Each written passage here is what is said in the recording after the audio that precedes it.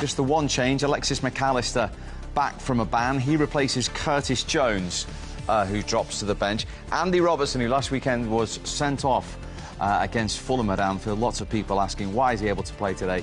He had got just a one-match ban for denying a clear and obvious goal-scoring opportunity, and that was served in the midweek League Cup tie, so he plays at left-back. Spurs ahead of this clash, beginning with the Spurs boss, Ange Postecoglou. Well, Ange, entertainment feels almost inevitable today. Your last couple of games here have both been 4-3s. What do you expect? Are we in for another roller coaster ride? Oh, yeah, look, fair chance. You know, they're obviously a very good side and, pretty sort of lethal in that front third. We've been scoring a lot of goals, so, it's got all the hallmarks of a kind of dour 0-0, mate. How much bravery and conviction will it need from your players in things like the press, when you, as you said, the goal? Shying away from the fact that it's the level we want to compete at, and we do it because we think it's going to be effective for us, and it has been effective for us. Well, Arno, we know you're a big fan of Ange Postecoglou and how his team plays. Have you prepared your side today for a crazy game against a full throttle opponent? Yes, we prepared them in the best possible way, and then you have to show which team they are. And they've beaten some very good clubs over here, and they've lost to one or two really good clubs over here, but I think in both situations they deserved more. So yes, we've tried to prepare them for what we can expect today. You've spoken in the past about many teams changing what they do when they face you. Fair to say they won't do that. What they do against every opponent. Indeed, but let's wait and see. I've been surprised a bit more during the last few months, so let's see today.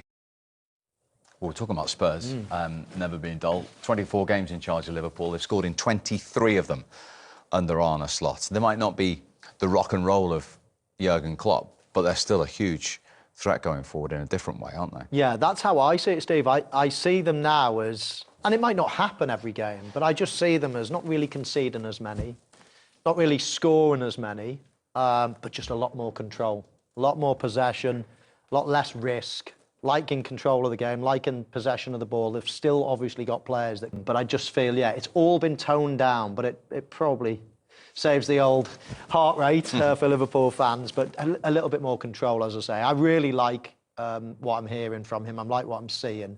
They both match up, and he looks a cool customer. However, there will be bumps in the road at some point. We will see. There will be lots of questions to ask. We'll see what happens when that does occur. But so far, so good for Liverpool. They've pretty much been perfect. You've made the point all season, actually, about the full-backs having different roles under Slot compared to Klopp. You've been looking at some numbers as well. Yeah, I was just looking at them the other day and thinking, is their role slightly different? Slot's slightly more cautious. I mean, right at the top of your screen there, double figures. And I remember the days when it used to be competition between them, and they would be out in the press and talking about, who's going to get the most assists, and their numbers were quite incredible.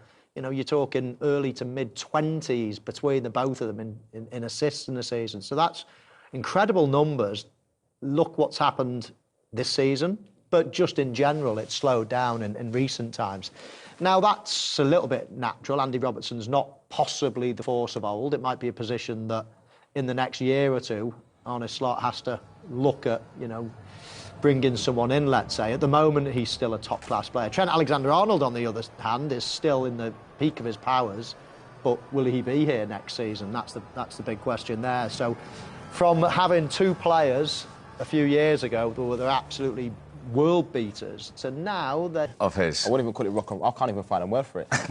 Madness. It is total madness in that, but it's effective because Tottenham, they score a lot of goals. They look so good going forward. I spoke at the top of the show about, we've seen with the fullbacks are inverted and they normally play in midfield, but, you see Porro and Udogie, they actually play near Song, which is the centre forward at number 9, and they sort of make those sort of half-space runs, a lot of crosses, and score similar goals. But I would like to see Tottenham out of possession, just have a little bit more structure because, it's a different challenge today. You see this Liverpool front three. If there's any gaps, you get punished against top opposition and that. But going forward, Tottenham are always a great team to watch. What do you expect to happen today? Because it's quite an unpredictable one It is. Well, we saw Tottenham beat Manchester United in the Cup midweek, and we saw how they defended. They pressed me coming into to the Premier League. Played well. Van de Ven's not there. Romario's not there. So it's a makeshift defense, and that really showed on Thursday night. Now, I don't know if the manager has it in him to stop some of the silliness that happened on Thursday night. If they carry on doing like that today, I can see Salah, Diaz, I can see these guys coming in and pressing, winning the ball inside of Tottenham's box. And that would be suicide. And I expect them to press high, obviously having seen what happened on Thursday, press high and try to win the ball up there. I think as long as Tottenham do that, they have no chance of winning that game today. I don't think they can win this game. They might score goals, but they will give goals away as well. Defend like that, especially at home.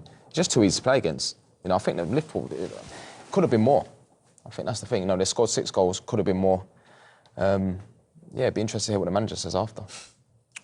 It's on him, isn't it? To be fair, it's on him. He's playing to his principles, which today was crazy, just crazy. The way the high line, the space they left behind. They're not playing with a goalkeeper who's comfortable, that cleaning up behind like Alisson is doing, or like Vicario's been doing. You can't play a system that the players can't play, because you have it as a principle. And for that, they conceded 3 on Thursday. And look at the table. They're not on the front page, the first page. They're on the second page. They're there with Manchester United, which we've earlier on today have covered really well. They are in deep crisis, you know. Tottenham are not supposed to be on the second page. They're supposed to be up there trying to win trophies, and they're not. And it's because of the way they play. The players simply can't do that. You look at players like Son.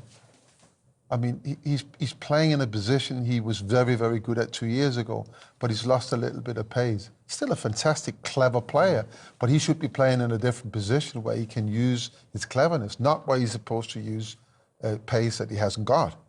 And Mo Salah! Salah! They are running away with it now. Kulusevski! They never give up, Tottenham. Solanke, Tottenham get the third. Mo Salah, Luis Diaz. That man, because 2 more for him. He's now 4th in the all-time scoring list. High time, we heard, from the Premier League's leading goal scorer. Well, Mo, that here, with the types of games they've had, particularly recently, that it might be that sort of crazy type of match. Football, as you can see, the game is really tough physically and also mentally. You have to be always in the game. So, yeah, I'm glad that we managed to win the game. Why is it that type of game with them? Is it a lot to do with how they press and try to be aggressive, but it also gives you space the other end? They have the way they play, that they don't change it much. It's quite intensity, and you can see City come here struggle.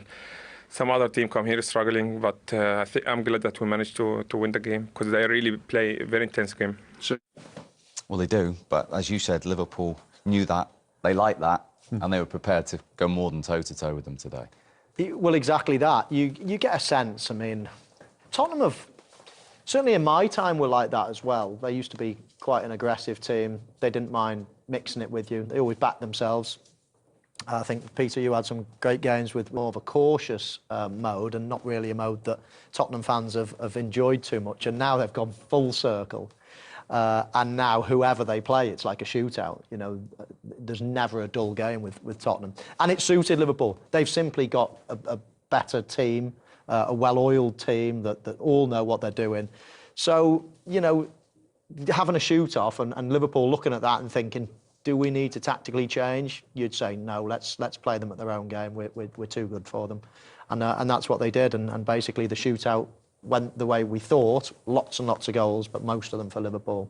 And it was, I thought it was half flattered Tottenham in the end. 6-3 sounds as if it was quite close, but Liverpool battered them, really. It was one-sided right from the start, and I never ever thought that Liverpool were going to get beat or be under any pressure today. Okay, well, 9 goals, 6 of them to Liverpool. Better to play than to watch.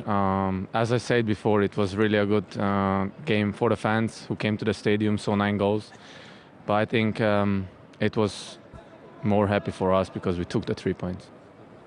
And Mo Salah were talking that there's no surprise to anybody how Tottenham play. So when you come to a ground like this today, unlike perhaps other fixtures, there's no surprise the way your opponents are going to come up against the game. And it looked as though that played into your hands at times.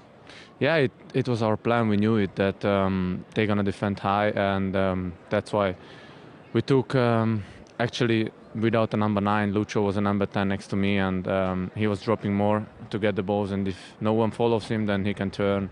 But if someone follows him, then there's a big space behind. Going through your mind, did you consider taking it first time? And then once you'd taken a touch, what were you thinking in terms of the finish? Was it just to hit the target? Yeah, hope for the best. Yeah, and then you were later involved in another goal. Again, Mo Salah, you were returning the favour, let's say, to play the ball to Mo. Yeah, that's the difference between us. Yeah, I know how he feels. I don't know how you feel. I was selfish too. Yeah, no, I'm happy for him as well. He gave me in the first half. Situation. I think everybody's dreaming of these situations, but we see many times that teams were in front of other teams, and it's still 6 months to go. So we are looking for the table a little bit, but also we are just taking care of ourselves, getting our points. Still one more game to go in front of the other team. So yeah, we want to be as much in front as we could.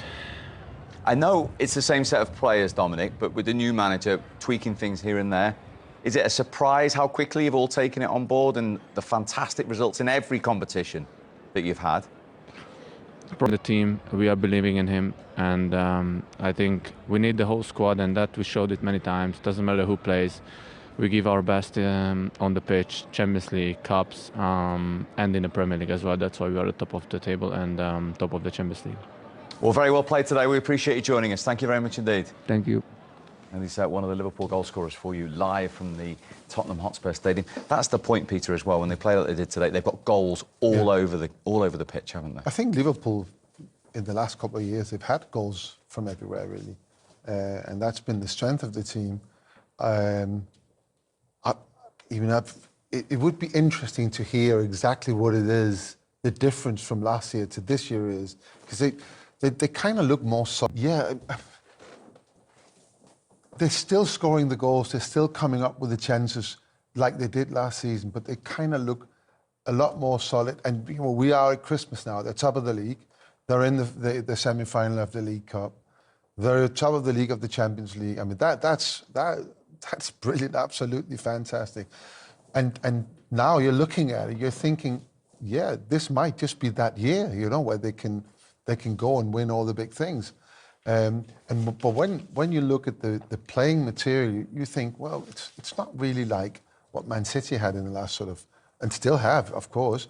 They don't have like two teams, but still it's working out for them, and it's absolutely impressive. What they did today was fantastic. What they did, they came out and they knew how Tottenham were going to play, and they absolutely exposed them at their home turf. They humiliated them, and rightly so. You said before, they could. Then 3-1 up, and it ended up being 5-1. Yeah, and then I think we all saw that we thought it was enough, and therefore Tottenham has far too much quality if you are able to create and score.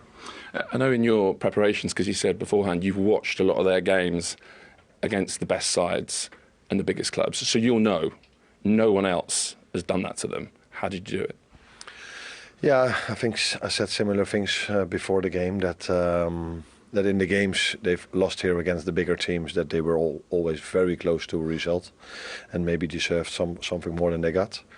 I think today it was clear that we deserved to win, so that was a very good performance for a large part of the game, except for the 15 to 20 minutes where we thought we didn't have to run anymore, and then in that period of time we conceded two.